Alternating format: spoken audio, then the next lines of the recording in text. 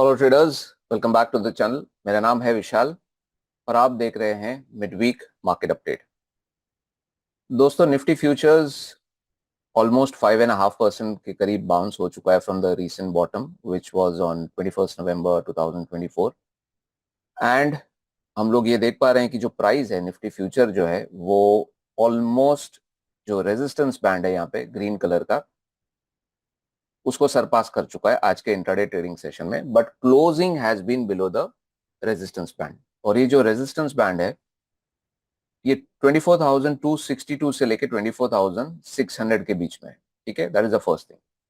Second thing is in terms of state of trend. What is state of trend? State of trend does not mean के क्या index या stock up trend में है या down trend में है। It means के what is the quality of that particular trend. According to me, the quality of the trend is pretty okay. Nothing bad so far, nothing great so far, because this is just a pullback. This is not an uptrend. This is just a pullback. And हम लोग और एक चीज देख पा रहे हैं कि यहाँ पे जो दूसरा बैंड बना हुआ है, मैं आपके साथ इसका कोऑर्डिनेट्स यानी कि लेवल शेयर करता हूँ, जो है 24,961 से लेके 25,221 के बीच में। सो अगर आज का जो हाई है वो सरपास हो जाता है, because if you can see 6 नवंबर का जो हाई था और आज का जो डे हाई था in terms of Nifty futures वो ऑलमोस्ट सेम था। इसके ऊपर अगर क्लोज मिलता है and if the momentum continues we could hit the next resistance band and level. The first level is close to 24,830 840, because ये जो पूरा ट्रेंड है जो रिसेंट हाई बना था, ऑल टाइम हाई 26,400, यहां से लेके रिसेंट लो को अगर मैं रिट्रेस करता हूं तो इसका ये 50% रिट्रेसमेंट होता है। सो ये एक फर्स्ट रेजिस्टेंस लेवल होगा और सेकंड बनेगा ये जो पूरा रेजिस्टेंस बैंड जो मैंने आपके साथ शेयर किया। ठीक है, ये हो गई निफ्टी की बात। अगर आगे बढ़ते हैं बैंक निफ्टी में, तो बैंक निफ्टी में क्या हुआ? बैंक निफ्टी बहुत ज्यादा कंसोलिडेट कर रही थी यहाँ पे, and suddenly you can see in the last 2 days lot of momentum is visible, upside momentum is visible. How come so fast? ये सिर्फ प्राइवेट बैंक्स के वजह से नहीं हुआ है। यहाँ पे a bank like SBI and maybe few other small banks have helped also. Maybe उनका weightage उतना नहीं है, but at least it adds up in terms of sentiment. Maybe weightage के हिसाब से काम ना करे, but जब पूरा एक सेक्टर ऊपर जाता है तो उसका सेंटिमेंट बहुत ज्यादा पॉजिटिव होता है। And obviously in terms of weightage HDFC Bank and ICICI Bank has helped a lot. And you can see HDFC Bank आज almost 2% के करीब 1.85% ऊपर क्लोज हुआ है, so that has helped a lot. और अगर कोटक देखे तो कोटक भी क्लोज टू 0.5% पॉजिटिव में बंद हुआ है, so that is also good point. Now going ahead with the private banks first, मैं जस्ट आपको याद कराना चाहूंगा, काफी दिन पहले मैंने पॉजिटिव व्यू शेयर किया था HDFC बैंक के करीब। It could be somewhere in this zone 1750-60 and so far so good. I think it is continuing on the upside. RSI हमको दिख रहा है कि डेली टाइम फ्रेम चार्ट में HDFC बैंक में RSI 70 के ऊपर चला गया, so it means we are little bit overbought. I am not saying कि ओवरस्ट्रेच है, ओवरबॉट है। और ये एक रेजिस्टेंस की तरह काम करेगा, ये 161.80% यानी कि 1870 1875, और आज का जो हाई है वो 1865 के करीब है। So we are just 10 points away in terms of resistance in HDFC bank, so it makes lot of sense to book partial profits. Okay, if I go ahead with ICICI bank हालांकि उतना ऊपर नहीं जा पाया है in comparison to HDFC bank, but still the upside momentum continues and I think as soon as we surpass this one, थोड़ा बहुत और अपसाइड मोमेंटम देखने के लिए मिलेगा even in the ICICI bank. अब अगर मैं PSU बैंक्स के बारे में बात करूं, थोड़ा सा ध्यान से सुनिएगा, बिकॉज मैंने ये लास्ट 2 या 3 वीडियोस में आप सबके साथ शेयर किया है कि PSU बैंक्स में बहुत ज्यादा वोलेटिलिटी दिख रही है। अब ये सब स्टॉक्स में नहीं, this is only in few stocks. अगर हम SBI को देखें, अगर मैं बैंक ऑफ बड़ौदा को देखूं, see what has happened over here, down move, new high मतलब इसके ऊपर चला गया। ठीक है, it made a higher high than the previous one, then it made a lower low than the previous one. So people will get confused what is happening, whether it is a downtrend or whether it is an uptrend. And then suddenly price is moving up. Okay. So this is lot of consolidation, sideways movement happening.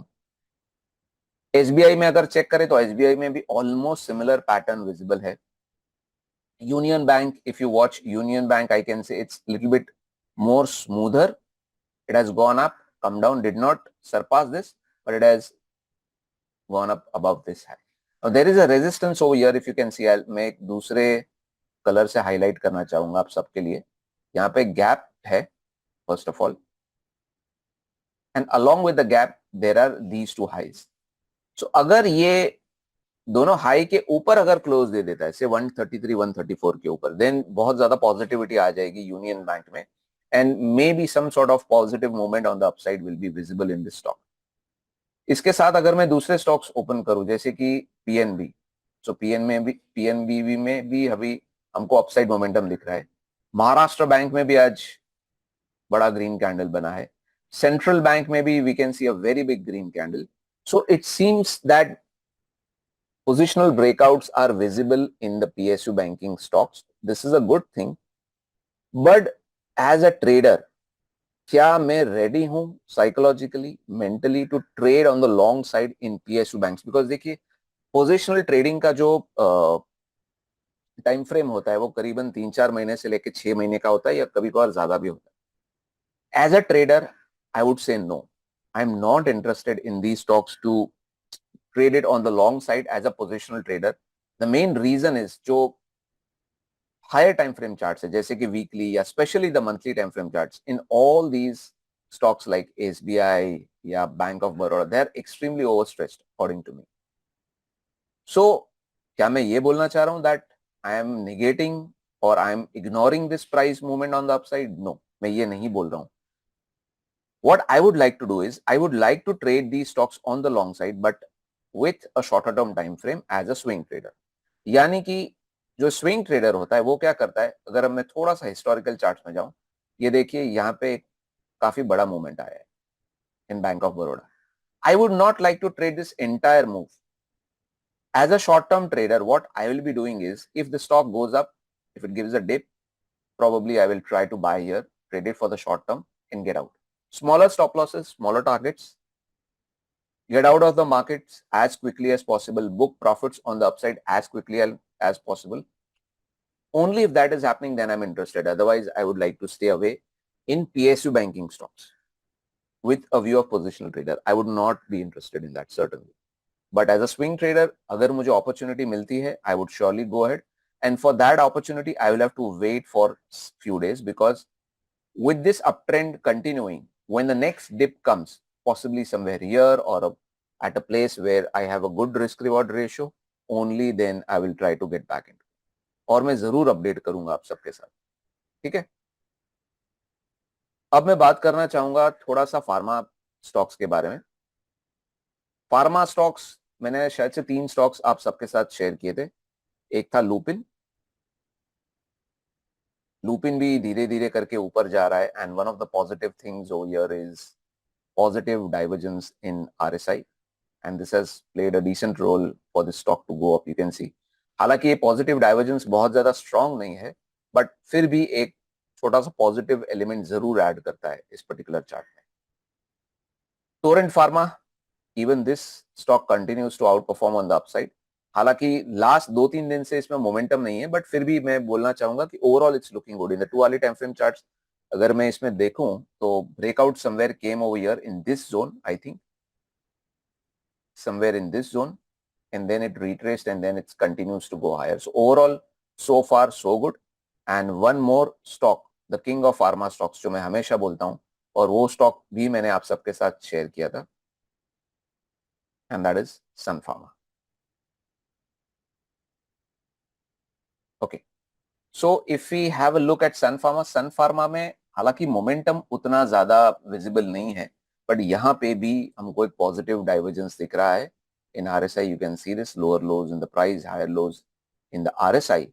So this is adding a small positive element in RSI, sorry, in the stock. So as soon as we surpass this particular level 1830, तो थोड़ा और positivity इसमें देखने के लिए मिलेगा, ठीक है. Now going ahead, I would like to also update about a stock, 2 stocks actually. One is from the oil and gas sector, which is Reliance. Reliance Industries में मैंने क्लियरली मेरे प्रीवियस वीडियो में कहा था, that is it is just in a pull back mode, it is not in an up trend. So यहां से थोड़ा बहुत अपडेट हमको मिला है. और अगर मैं डेली टाइम फ्रेम चार्ट पे देखूं, डेली टाइम फ्रेम चार्ट में भी अच्छा खासा पुल बैक देखने के लिए मिला है. Now if I retrace this entire thing, so I can say that the price has retraced close to 38.20% Fibonacci retracement, यानी कि 38.2% के करीब जो रिट्रेसमेंट हुआ है, वहां पे एक रेजिस्टेंस हमको मिल रहा है. You can see this particular resistance over here. ये जो पूरा बैंड है रेजिस्टेंस का, वो शायद काम करेगा as a very very stiff short term resistance, not positional but a short term resistance for the traders. I just try to highlight it for you, this zone and this zone. और इसी particular band के वजह से यहाँ पे हमको एक selling दिख रहा है आज के दिन में. हालांकि ये कुछ ज्यादा नहीं है, but still on a positive day where the banking sector is going up, and when other stocks in the similar sector like GAIL, Hindustan Petroleum are marching on the upside, Reliance is one of the stock which has gone down. We should not forget that. But is it a high probable stock for swing traders to short on the downside? The answer is yes. But इसमें breakdown नहीं आया. I think इसमें breakdown आएगा 2 वाले time frame charts में जब अच्छी तरह से. Only then traders should go ahead. And please do input your own analysis before you do anything. All right, this is just my view. Now talking about the metal pack में भी मैंने एक stock share किया था जो था Hindalco. Hindalco continues to consolidate over here. I'll just remove this. Okay, Hindalco continues to consolidate over here, and you can see that overall it is in a flattish trend. Neither the trend is up, यानी कि ना trend ऊपर की तरफ है ना नीचे की तरफ है. यहाँ पे कंसोलिडेशन चल रहा है. और ओवरऑल अगर मैं मेटल पैक का चार्ट भी ओपन करता हूँ मेटल सेक्टर का, तो आपको क्लियरली दिखाई देगा कि ये सिर्फ एक पुल बैक है और कुछ नहीं. बिकॉज ये प्रीवियस हाई है यहाँ पे, this is the previous high, और फिलहाल हम यहाँ पे हैं. So we are still in a lower low lower high scenario. Okay, so this is so far just a pull back. But is it the right moment to go short in this stock? क्या ये सही समय है इस stock में short करने का? The answer is no. आपको वेट करना पड़ेगा आर्ली आर्ट या तो फिर 2 वाली चार्ट्स में. जब भी ये स्टॉक आपको ब्रेकडाउन देता है, only then you should go it, not otherwise. Going ahead with the IT pack. IT pack में भी मैंने कुछ स्टॉक्स का इंफॉर्मेशन शेयर किया था आप सबके साथ. First was Infosys. Infosys is a positive stock I would से, बट समहाउ उतना मोमेंटम शायद ऊपर की तरफ कैरी नहीं कर पा रहा है. अगर आप देखोगे, initially it did show good momentum, then it dropped, again it went up, again it dropped. Maybe because it is a biggie, very big stock, and due to the weightage of the stock, it's not happening. Whatever it is, overall still the stock is positive, but the momentum should continue on the upside. Okay, only then some positive will be visible. और एक stock मैंने जो share किया था वो था Tech Mahindra. Tech Mahindra is also very very slow, but it is still better than Infosys I can say. Tech Mahindra मैंने शायद यहाँ कहीं शेयर किया था, and from there it went up, retraced, again it's trying to go up. So somewhere here I believe थोड़ा सा resistance इस stock को मिलता होगा. But as soon as this resistance is surpassed, I think surpassed, the next level to be tested could be 1800, यानी कि यहाँ से और 30-40 रुपए ऊपर. Okay, so I think this is the update from me in this midweek market update. और video complete करने से पहले मैं एक जस्ट जनरल थॉट प्रोसेस देना चाहूंगा मार्केट का, कि मार्केट को आप सिर्फ निफ्टी के नजरिए से मत देखे कि निफ्टी कितना पॉइंट ऊपर चला गया, नीचे से 5.5% ऊपर चला गया, बॉटम आउट हो गया, everything is bullish, nothing is bad. No, don't think that way. आपको ये समझना पड़ेगा कि आपको सिर्फ निफ्टी नहीं बल्कि जितने सेक्टोरल चार्ट से ले, जैसे कि एनर्जी पैक, मेटल पैक, चाहे वो एफएमसीजी हो, इंफ्रा हो, फार्मा हो, आपको individually each and every sector को ठीक से एनालाइज करना पड़ेगा.